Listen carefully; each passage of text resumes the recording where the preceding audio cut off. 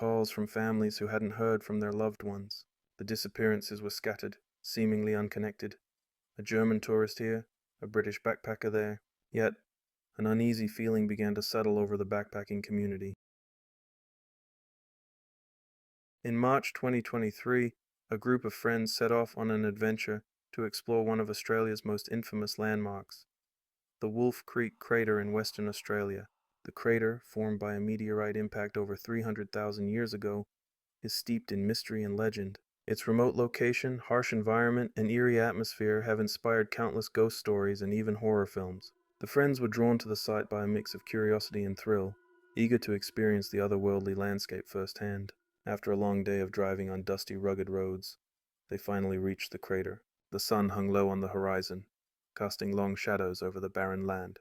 They decided to set up camp for the night a short distance from the crater, their tents pitched under a sky that would soon be ablaze with stars. As they worked, laughter and conversation filled the air, an excitement born of adventure and the thrill of being far from civilization. As the evening wore on, one of their friends, a young man named Alex, decided to go for a short walk before sunset. He wanted to get a closer look at the crater while there was still some daylight left. He assured his friends that he wouldn't be long and set off towards the crater, his silhouette soon disappearing against the backdrop of the vast outback. The group continued setting up camp, expecting him back within the hour, but as night fell there was still no sign of Alex. The friends began to grow uneasy.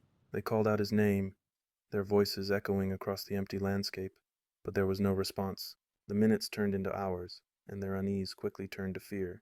The outback is an unforgiving place, especially after dark, and they knew they had to find him quickly. Armed with flashlights, they began searching the area, their beams of light cutting through the darkness.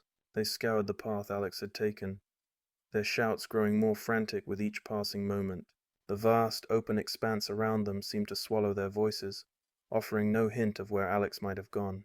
The temperature dropped rapidly, and the once inviting landscape now felt hostile and ominous. After hours of searching with no sign of their friend, they had no choice but to contact local authorities.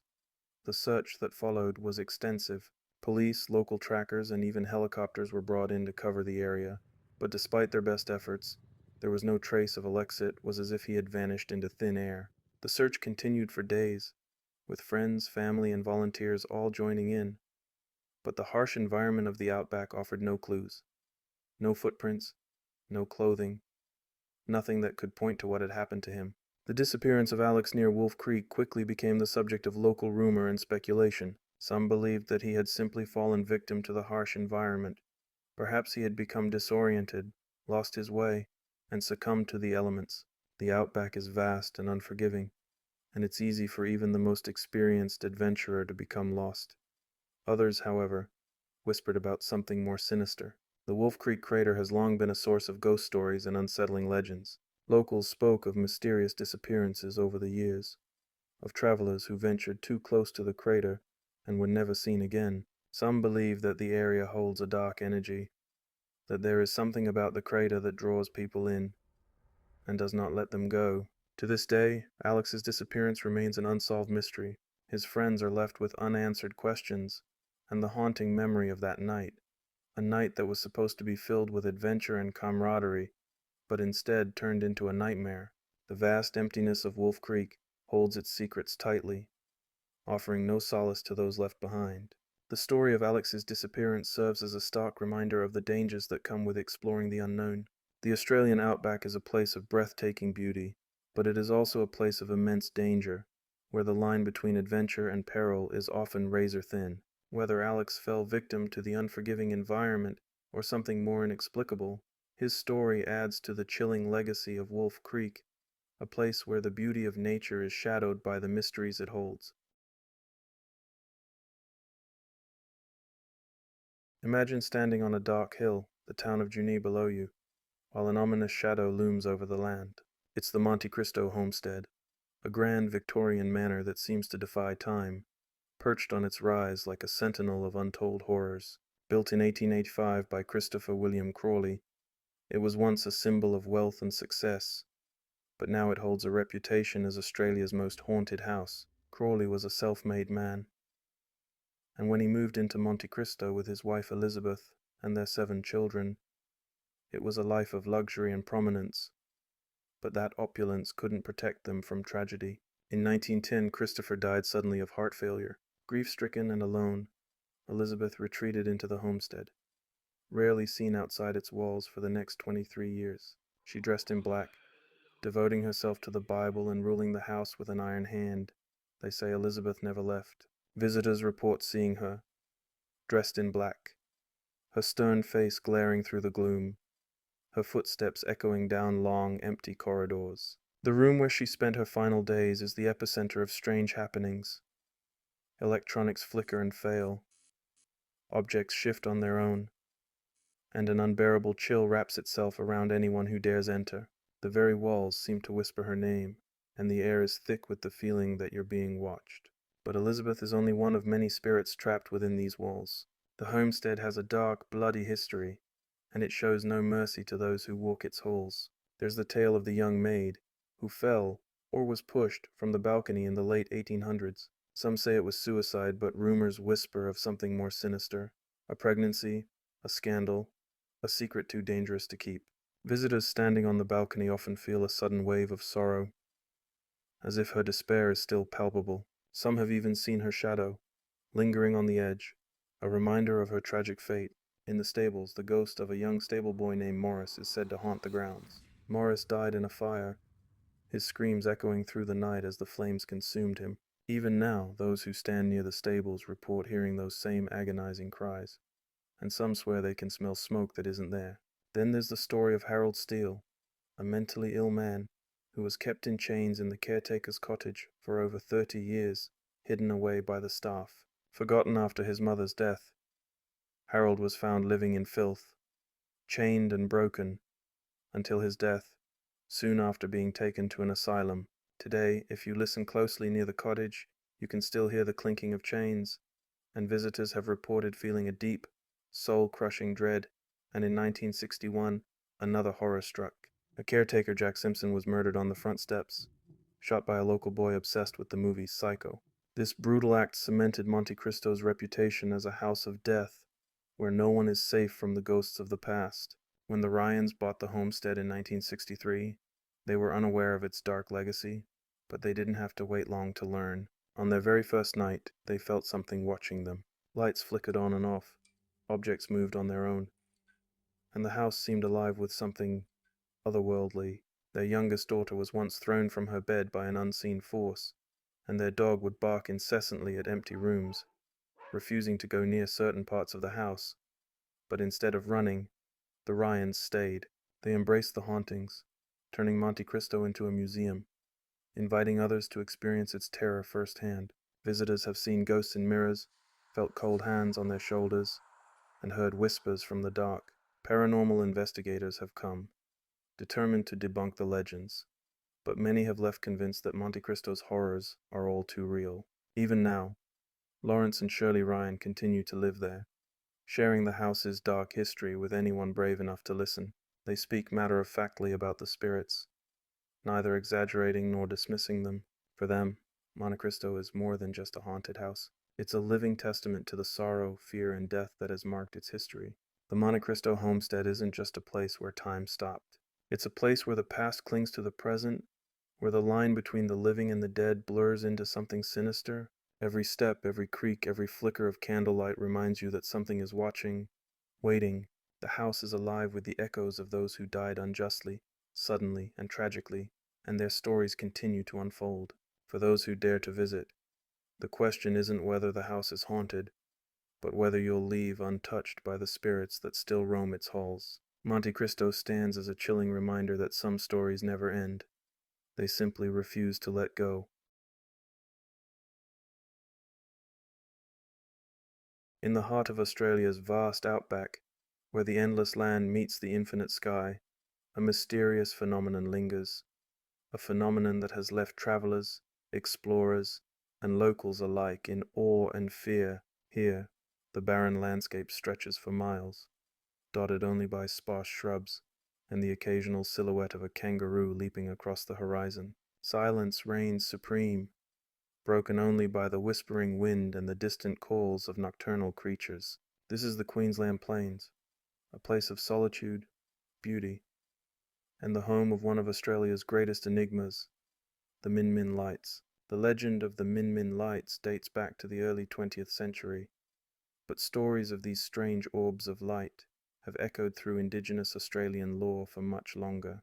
Countless travelers, locals, and adventurers have reported seeing these glowing spheres hovering just above the ground or floating gracefully in the night sky. They pulsate with an ethereal glow, captivating and terrifying any who witness their appearance. The first widely reported sighting of the Min Min Lights occurred near the ruins of the Min Min Hotel, a once bustling watering hole along the dusty track between Boulia and Winton. By the early 1910s, the hotel was little more than a crumbling structure, abandoned to the harsh elements of the outback. One fateful night, a stockman riding through the area noticed an unusual glow near the ruins. Thinking it might be fellow travelers, he approached cautiously, but as he neared the remains of the hotel, he realized the light wasn't coming from any human source. It was a glowing orb, hovering in the air, casting an eerie luminescence over the desolate scene. The stockman watched in stunned silence as the light began to move. It floated away from the hotel, drifting over the open plains, seemingly beckoning him to follow. With curiosity battling his sense of fear, he did just that, keeping his distance but unable to resist the pull of the strange light. The orb maintained a constant distance, never allowing him to get closer, yet never drifting too far away. This eerie dance continued for hours, until finally, as the first light of dawn broke the horizon, the orb vanished without a trace. The stockman's story spread quickly, sparking a flurry of speculation and fascination. Soon, tales of the Min Min Lights became common conversation in outback pubs and around campfires. Truck drivers traversing the desolate highways reported seeing lights in their rearview mirrors, only to watch in horror as the orbs followed them for miles, before disappearing into the night. Farmers spoke of lights hovering over their fields, casting an unnatural glow over the crops. Whole families claimed to witness the lights together, their shared experiences marked by the same sense of wonder and fear. Descriptions of the Min Min Lights varied slightly from one account to another. Some saw them as small orbs, no larger than a football. Others described them as bright as car headlights, with a size to match. Their colors ranged from white, blue, and green to an unsettling fiery red. But the most striking characteristic of these lights was their movement. They floated with an eerie intelligence, darting, stopping abruptly, sometimes splitting into multiple orbs before merging again. What disturbed people most was their apparent sentience, as the lights often seemed to follow observers, matching their pace, as if playing a silent game of chase. For the indigenous peoples of the area, these lights were far from new. Their legends spoke of the Min Min Lights as spirits of ancestors, guardians of the land. Some said they appeared to warn those who ventured too far into sacred areas. Others believed they were omens, signaling great change or danger. The elders always offered one piece of advice: never chase the lights. To follow them was to invite misfortune. Scientists, intrigued by the numerous sightings, have tried to explain the phenomenon over the years. One common theory is that the lights are a type of mirage known as Fata Morgana. These complex optical illusions are caused by atmospheric conditions that bend light, making distant objects appear closer or distorted. While this might explain some sightings, it doesn't account for the light's peculiar behavior, their ability to move, respond, and follow. Other theories point to bioluminescence, perhaps caused by unknown organisms. But again, no such creatures have ever been found in the outback that could produce such sustained mobile light. Some have even suggested ignited gases, such as methane, though this explanation also falls short, especially given the arid environment and the light's seemingly intelligent movement. As technology has advanced, skeptics propose that the lights could simply be reflections from distant headlights, aircraft, or even lights from far-off towns. But those who live in the outback know the difference between distant car headlights and something truly otherworldly. The desolation and darkness of the outback leave no room for such confusion. For those who have seen the Min Min Lights firsthand, no scientific theory can erase the experience. It leaves a mark, an unforgettable memory of wonder, fear, and something far beyond the ordinary. Many describe the overwhelming feeling of being watched, of being part of something they cannot fully understand. The lights seem to communicate without words, leaving witnesses with more questions than answers. Take, for example, Tom. a lone traveler crossing the outback one fateful night. At first, Tom thought the light in the distance was another car, but as the light grew closer, he realized it moved far too smoothly, too silently. Panic rose in his chest as the light approached, hovering just above the ground, pacing his vehicle. No matter how fast he drove, the light stayed with him, filling his car with a strange, glowing intensity. Then, as suddenly as it had appeared, the light veered off into the night, leaving Tom shaken and bewildered. The Min Min lights remain one of the Outback's most enduring mysteries. They are celebrated, feared, and whispered about in the darkest. In the town of Bulia, the legend has even become a tourist attraction, with guided tours and multimedia experiences aiming to explain the lights. But despite all efforts to bring the phenomenon into the light, the true essence of the Min Min lights remains as elusive as ever. Perhaps that's why their story endures. The Min Min lights represent the last frontier of mystery, a reminder that there are still forces in this world, and beyond, that defy explanation.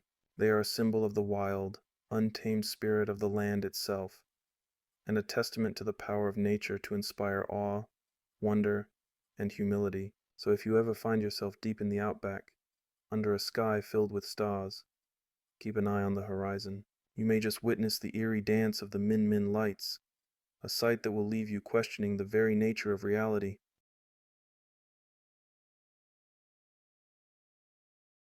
On the crisp, cool morning of April 6, 1966, in the quiet Melbourne suburb of Clayton South, Westall High School hummed with the sounds of everyday life. Students were eager for their mid-morning break, their minds focused on the laughter and freedom that recess promised. The sky above was clear, a vast stretch of blue, and the warm sun bathed the sprawling school grounds in a calm golden light. But beneath the ordinary, something extraordinary was about to unfold. Something that would leave a lasting scar of mystery and fear. As the clock ticked towards 11 a.m., the bell rang, unleashing hundreds of students from their classrooms. Among the crowd was Andrew Greenwood, a 13-year-old science teacher, well known for his sharp intellect and passion for the subject. He was keeping an eye on the students when he noticed a group gathering, pointing towards the sky with growing excitement. Curiosity got the better of him, and Greenwood's eyes followed theirs. What he saw made his heart pound. A large silvery object hovered silently above the school, its disc-like shape gleaming in the sunlight. The strange craft seemed to float, motionless before it began to glide effortlessly through the air. It darted left and right with impossible precision, defying the very laws of physics with every move it made. There was no sound, no engine hum, just the silent, eerie movement of something beyond understanding. Word spread quickly, and soon, over 200 students and teachers were gathered, eyes wide and faces filled with awe and fear. Is it a plane? One asked nervously. Maybe a weather balloon, another suggested, but nobody believed the easy explanations. The object performed sharp turns and rapid accelerations no known aircraft could achieve. It moved with a terrifying grace, its presence casting a growing unease over the onlookers. Suddenly, without warning, the object descended towards a nearby area known as the Grange, a secluded grassy field, lined with tall pine trees. A group of brave students, and at least one teacher, took off in pursuit, their feet pounding the ground, hearts racing as they approached the landing site. The air felt thick, charged with static as they neared the trees. It was as if the world itself was holding its breath. When they finally broke through the trees, what they saw was beyond belief. The craft sat there on the ground, otherworldly and sleek, with a faint humming noise filling the stillness. For a moment, everything was frozen. The students stared, speechless, trying to comprehend the impossible sight in front of them. But just as quickly as it had appeared, the craft began to rise. With terrifying speed, it shot up into the sky, disappearing from view in an instant, leaving nothing but silence in its wake. Back at the school, chaos erupted. Frantic whispers spread like wildfire as students told anyone who would listen about the strange object they had just seen. Teachers tried to maintain order, but the air was charged with fear and excitement. It was as if the entire school had been touched by something beyond human understanding. Within hours, the situation took an even stranger turn. Military personnel arrived at the Grange, their trucks kicking up clouds of dust as they cordoned off the area. Unidentified men in dark suits moved quickly, their faces grim, their words hushed. They questioned witnesses, confiscated cameras, and destroyed film. Some students claimed they were threatened, warned to never speak about what they had seen. The atmosphere turned from wonder to fear as the realization set in. This wasn't just a strange event, it was something authorities wanted to bury. Local newspapers reported on the flying saucer sighting, and television crews tried to interview witnesses. But the joy of being part of something extraordinary had been replaced by fear. Many students and teachers were too scared to speak, their memories clouded by a fear of retaliation. Official statements dismissed the event as a misidentification, a weather balloon, a prank, an experimental aircraft. But those who had been there knew the truth was far stranger. In the days that followed, the impact on the students was undeniable. Many were haunted by vivid nightmares, their minds replaying the events over and over. Parents demanded answers, but the authorities were tight-lipped, offering only vague reassurances. Teachers were told to discourage any further discussion, to pretend as if the sighting had never happened. But the students knew better. The experience had changed them, and the mystery lingered like a shadow, stretching across their lives. Andrew Greenwood, the science teacher, was torn between his duty to teach and his desire to seek the truth. He gave a brave interview to a local reporter, explaining what he had seen in detail, but not long after, he received an ominous visit. Men, claiming to be from the government, warned him to stay silent, hinting that his career and the reputation of the school would be destroyed if he kept talking. Faced with no choice, Greenwood fell silent, his thirst for truth extinguished by fear. Decades passed, but the memory of that day refused to fade. The Westall UFO incident became one of Australia's most enduring mysteries. UFO investigators and researchers delved into the case, uncovering strange discrepancies and hints of a cover-up. But the truth, like the craft itself, remained elusive. In the years since, documentaries have been made, and former students have come forward, their memories still sharp despite the passage of time. The Westall sighting wasn't just a fleeting event. It was a moment that left a deep mark on those who witnessed it. For some, it opened their eyes to the vast mysteries of the universe. For others, it brought only confusion and fear, a constant reminder that there are things in this world and beyond that we may never fully understand. As the sun sets over Clayton South, it casts long shadows across the quiet streets. And even now, those who remember that day in 1966 can't help but look up at the sky, wondering if they'll ever see something like it again. The questions remain unanswered, the truth hidden behind a veil of secrecy and time, but the story of Westall still echoes, a mystery waiting to be unraveled.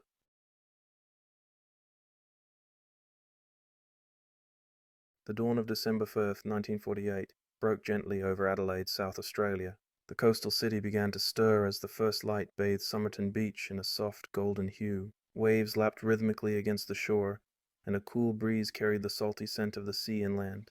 It was a peaceful morning, promising another warm day at the edge of the Australian summer at around 6:30 a.m. John Lyons and his wife were enjoying a leisurely walk along the beach. As they strolled, their attention was drawn to a figure lying against the seawall, a man slumped over, legs extended, feet crossed, as if in quiet contemplation of the horizon. Dressed in a crisp suit and polished shoes, he seemed strangely out of place among the early morning joggers and swimmers. At first they thought he might be a drunk, sleeping off a rough night, but something about his stillness felt unsettling. Curiosity led Lyons to approach. The man's skin had a peculiar pallor, and there were no signs of movement, no rise and fall of the chest, no fluttering of eyelids. Alarmed, Lyons reached out and touched the man's cheek. It was cold. Realization set in. This man was dead. The police were summoned immediately, and Detective Sergeant Lean arrived with his team. They examined the body with meticulous care. The man appeared to be in his early to mid-40s, in good physical condition. His clean-shaven face and neatly combed hair suggested he had taken care with his appearance. His attire was formal but unremarkable. A white shirt, a red, white, and blue tie, brown trousers, a brown knitted pullover, and a fashionable double-breasted jacket. Oddly, despite the warm weather, he wore a felt hat. As they searched his pockets, the mystery deepened. There was no wallet, no identification of any kind. All the labels had been meticulously removed from his clothing. The only items found were a packet of juicy fruit chewing gum, an Army Club cigarette packet with Ken Cedar's cigarettes inside, Bryant May matches, a used bus ticket from the city, and an unused train ticket to Henley Beach. The absence of identification was perplexing, but what made it stranger was the condition of his body. There were no signs of a struggle, no violence. His expression was serene, almost as if he had slipped quietly into an eternal sleep. An autopsy was ordered. Dr. John Dwyer, the pathologist, conducted the examination. He noted that the man's pupils were smaller than normal and unusually shaped. His spleen was 3 times its normal size, firm and congested. His liver was engorged with blood, and there was congestion in the brain and stomach. Dr. Dwyer suspected poisoning, likely a rare and fast-acting toxin that left no trace. Barbiturates and other common poisons were ruled out through testing. As the investigation unfolded, the press caught wind of the case. Headlines splashed across newspapers. Mystery man found dead on Somerton Beach. The public was captivated, and theories began to circulate. Was he a foreign spy, a jilted lover, a criminal on the run weeks past? And the man remained unidentified. A breakthrough came when investigators discovered a tiny pocket sewn into the waistband of his trousers, a concealed compartment that had escaped initial notice. Inside was a tightly rolled piece of paper. Carefully unrolling it, they revealed 2 words printed in elegant script, Tamam Shud. The phrase was Persian, meaning ended or finished, famously associated with the final page of the Rubaiyat of Omar Khayyam, a collection of poems translated by Edward Fitzgerald. This discovery added a strange literary twist to the mystery, hinting at a possible suicide or a cryptic message. Detective Lean made a public appeal, displaying the scrap of paper in hopes that someone might recognize it. Remarkably, a man came forward with a copy of the book. He claimed that weeks earlier, he had found the book tossed in the back seat of his unlocked car, which had been parked near Somerton Beach. Upon examination, the final page was missing, the place where Tamam Shud would have been. Further intrigue arose when detectives found faint pencil markings on the back of the book. They appeared to be a code. There was also a phone number scribbled on another page. The number belonged to a young nurse named Jessica Jo Thompson, who lived in Glenelg, a suburb near the beach. When police questioned Jessica, she appeared startled, perhaps frightened. She admitted to owning a copy of the Rubaiyat during the war, which she had given to a man named Alfred Boxall. However, when investigators tracked down Boxall in Sydney, they found him alive, with his copy of the book intact. Jessica denied knowing the deceased man, but her reaction led detectives to suspect she was withholding information. There was an undeniable tension, a sense that she might have known more than she was willing to share without evidence, though they couldn't press further. Out of respect and perhaps uncertainty, they let her be. Despite efforts by naval intelligence and cryptographers, the code remained undeciphered. Some believed it was a form of shorthand. Others thought it might be a cipher used by spies. The geopolitical climate of the time, a post-war world of espionage, added weight to these theories, especially given Adelaide's proximity to the Woomera Test Range, a top-secret military site. As the years passed, the Somerton man was buried in Adelaide's West Terrace Cemetery. His tombstone bore a simple inscription: "Here lies the unknown man who was found at Somerton Beach, 1st December 1948. Occasionally flowers appeared on his grave, placed by unknown hands. This small, silent gesture only deepened the mystery. In the decades that followed, journalists, detectives, and amateur sleuths continued to study the case. Some suggested the Somerton man was a Soviet spy, eliminated by rivals. Others believed he was involved in a love triangle, with Jessica at its center. The code was examined repeatedly, but no solution emerged. In 2009, retired detective Jerry Feltus published a book titled The Unknown Man, compiling everything known about the case. He interviewed Jessica's daughter, Kate, who revealed that her mother had confessed to knowing the Somerton man's identity. She hinted at a secret relationship and suggested national security was involved. Jessica took this secret to her grave in 2007. Further intrigue arose around Jessica's son, Robin, born in 1947. Observers noted that Robin and the Somerton man shared a rare genetic feature, a hypodontia condition resulting in missing incisors and similar ear shapes, suggesting a familial link. In 2021, after persistent campaigning, the government approved the exhumation of the Somerton man's body for DNA testing, hoping that modern technology might finally unlock his identity. Forensic experts are still working on the results, and though no definitive answers have emerged, preliminary findings suggest links to the US and Eastern Europe. As the mystery of the Somerton man lingers, his case remains one of Australia's most baffling cold cases, a blend of romance, espionage, and unanswered questions. His story endures, a reminder of the secrets people take to the grave, and the mysteries that walk among us forever unsolved. Nestled in the serene landscapes of New South Wales, the Belanglo State Forest stretches out like a lush green sea, its tall pines swaying gently with the whispers of the wind. In the early 1990s, this forest was a beacon for adventurous backpackers from around the globe, eager to immerse themselves in the wild beauty of Australia's wilderness. But beneath its tranquil canopy, a sinister secret lay buried. It began subtly, notices pinned on hostel boards about missing travelers, worried calls from families who hadn't heard from their loved ones. The disappearances were scattered, seemingly unconnected. A German tourist here, a British backpacker there. Yet, an uneasy feeling began to settle over the backpacking community. In September 1992, two runners training in the forest stumbled upon something that would shatter the forest's peaceful facade. Amidst the underbrush, they discovered a shallow grave containing the remains of two young women. The bodies were identified as Caroline Clark and Joanne Walters, British backpackers who had been reported missing 5 months earlier. The scene was haunting, evidence of brutal violence that spoke of unimaginable terror. The police descended upon Belanglo, combing through the dense foliage for clues. The media swarmed, and the nation held its breath. Could this be an isolated incident, or was something more ominous lurking in the shadows? Months later, in October 1993, the horrifying truth deepened. A local man searching for firewood uncovered bones protruding from the forest floor. The remains belonged to James Gibson and Deborah Everest, young Australians who had vanished in 1989. Not long after, the bodies of German backpacker Simone Schmiedel and German couple Gabor Neugebauer and Anja Habschied were also found. Each bearing the marks of a violent end fear gripped the nation. The realization sank in. A serial killer was hunting in Belanglo.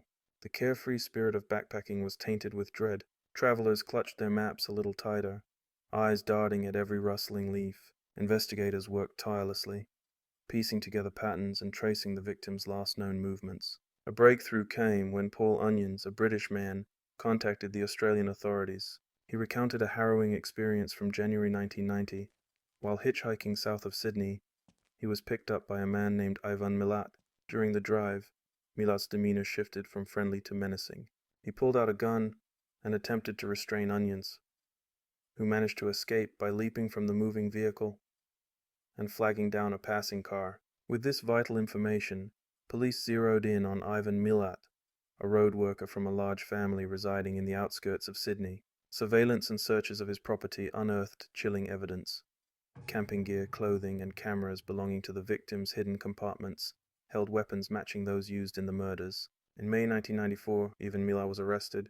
The courtroom became a theater of horror as details of his crimes emerged. Milat had methodically targeted young hitchhikers, offering them rides before leading them into the forest, where he unleashed his cruelty. The victims suffered prolonged torture, a grim testament to Milat's sadistic nature. The trial culminated in a life sentence without the possibility of parole. Milat showed little remorse, his cold demeanor a stark contrast to the grief of the victims' families. The case sent shockwaves not only through Australia but around the world, casting a dark shadow over the backpacking community. Today, the Belanglo State Forest stands as a silent witness to the atrocities committed under its canopy. Visitors often speak of an unsettling atmosphere, a heavy stillness that clings to the air. Some say that at dusk, when the light fades and the trees cast long shadows, you can almost hear echoes of footsteps, whispers of lives interrupted.